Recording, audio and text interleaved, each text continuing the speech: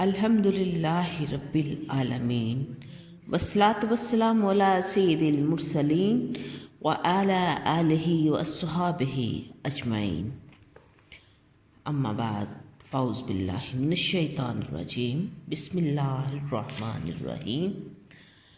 تمام تر تعریفیں اس اللہ رب العزت کے لیے ہیں جو واحد لا شریک ہے۔ ہزاروں درود اور کروڑوں سلام محمد مصطفیٰ احمد مجتبیٰ صلی اللہ علیہ وآلہ وسلم۔ آج ہم تذکرہ کریں گے حضرت ورقہ بنت عبداللہ بن حارث انصاریہ رضی اللہ عنہا کا، جن کے بارے میں نبی کریم علیہ الصلوۃ والسلام نے فرمایا تھا کہ اپنے گھر میں رہو، اللہ تجھے شہادت کی موت عطا کرے گا۔ آج ہم اس پیاری انصاری خاتون کا تذکرہ کرتے ہیں۔ انصاری خواتین میں بہت ساری خواتین حافظہ، عالمہ اور فاضلہ بھی تھی، اور انہی میں ایک حضرت ورقہ انصاریہ رضی اللہ عنہا بھی تھی، جو کہ صحابیات میں کثرت عبادت کے اعتبار سے مشہور و معروف تھی۔ جب نبی پاک صلی اللہ علیہ وآلہ وسلم مکہ سے ہجرت کر کے مدینے کی طرف آتے ہیں تو بچے، بوڑھے اور عورتیں اپنے محبوب کی ایک جھلک دیکھنے کے لیے ایڑیاں اونچی کر کر کے راستے کو تکتے ہیں کہ اچانک ایک آواز آتی ہے، وہ آ گئے جن کا انتظار تھا۔ یہ آواز سنتے ہی انصاری خواتین اور بچیاں خوشی سے یہ گیت گانے لگتی ہیں، طلع البدر علینا من ثنیۃ الوداع وجب الشکر علینا معاذ اللہ داعی ایھا المبعوث فینا جئت بالامر المطاع۔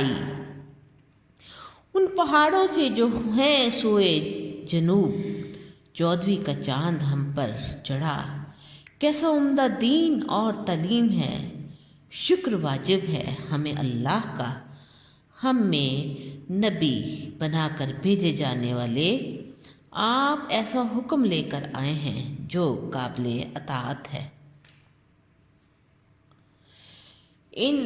اس ترانے کو پڑھنے والوں میں حضرت ورقہ بھی شامل تھی۔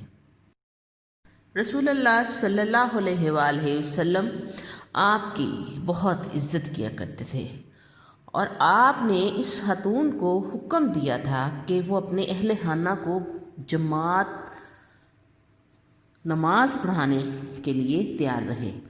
انہوں نے اپنے گھر کے صحن میں مسجد بنائی ہوئی تھی، اور نبی کریم علیہ الصلوۃ والسلام کی اجازت سے ایک مؤذن بھی مقرر کیا گیا تھا، جس کے بارے میں حضرت عبد الرحمن بن خلاد بیان کرتے ہیں کہ میں نے مؤذن کو بچشم خود دیکھا، وہ بہت بوڑھا تھا۔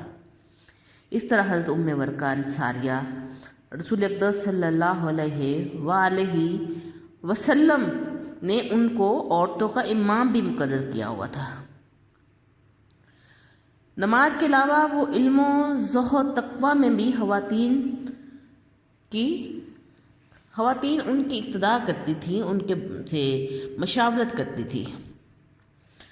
آپ جذبہ جہاد سے بھی شرط ساتھ تھی۔ جب غزوہ بدر کے لیے روانگی کا اعلان ہوا تو آپ رسول اللہ صلی اللہ علیہ وسلم کی خدمت میں حاضر ہوئی اور کہنے لگی کہ یا رسول اللہ، مجھے بھی جنگ میں شرکت کرنے کی اجازت عنایت فرمائیں، میں زخمیوں کی مرہم پٹی بھی کروں گی، پیاسوں کو پانی بھی پلاؤں گی۔ کیسا جذبہ اور شوق تھا ان کو کہ وہ چاہتی تھی کہ اللہ مجھے شہادت کی موت عطا کرے۔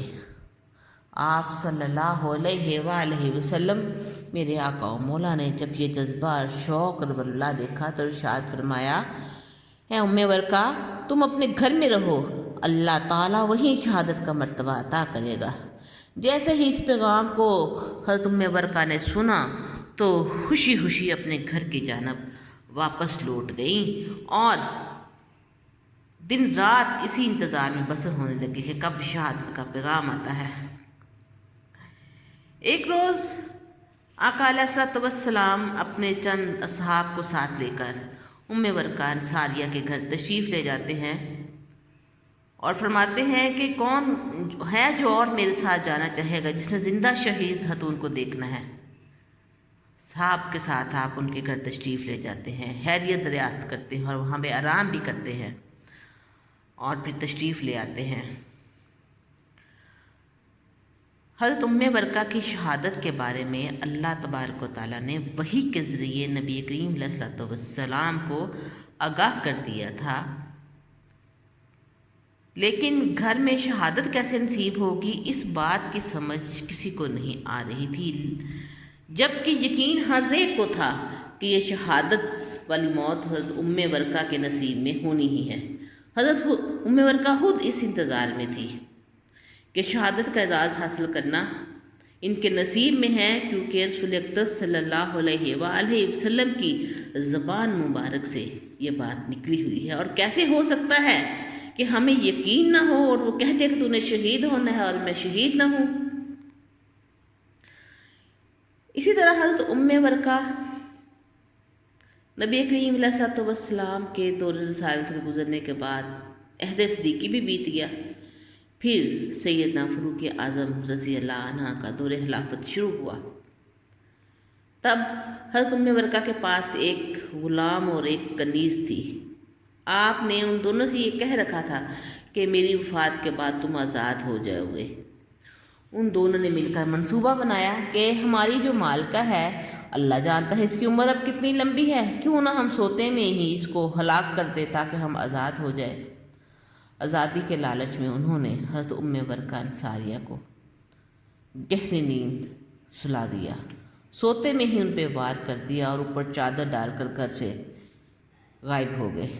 جب دن کی روشنی پھیلی تو حضرت ورقہ کے گھر سے کسی کو قرآن حکیم کی تلاوت کی آواز نہ سنائی دی، کیونکہ ان کے گھر سے ہر وقت قرآن پڑھنے کی آواز آتی تھی۔ جب گھر میں داخل ہوئے تو دیکھا کہ حضرت ورقہ بنت عبداللہ بن حارث رضی اللہ عنہ موت کی آغوش میں محو استراحت ہے اور غلام اور کنیز گھر سے غائب ہے۔ حضرت عمر بن خطاب نے حکم دیا کہ ان کو تلاش کیا جائے اور ان کو گرفتار کر لیا گیا۔ انہوں نے اپنے اس جرم کا اعتراف بھی کر لیا، جس کی پاداش میں انہیں تختہ دار پر لٹکانے کا حکم صادر فرمایا گیا۔ اور یہ پہلا واقعہ تھا مدینہ منورہ میں جب 2 افراد کو قتل کی سزا دیتے ہوئے پھانسی پہ چڑھایا گیا۔ اور اسی طرح رسول اللہ صلی اللہ علیہ وآلہ وسلم کی بات درست ثابت ہوگی اور حضرت ورقہ کو شہادت کا رتبہ نصیب ہوا۔ اللہ کریم ان سے راضی ہو۔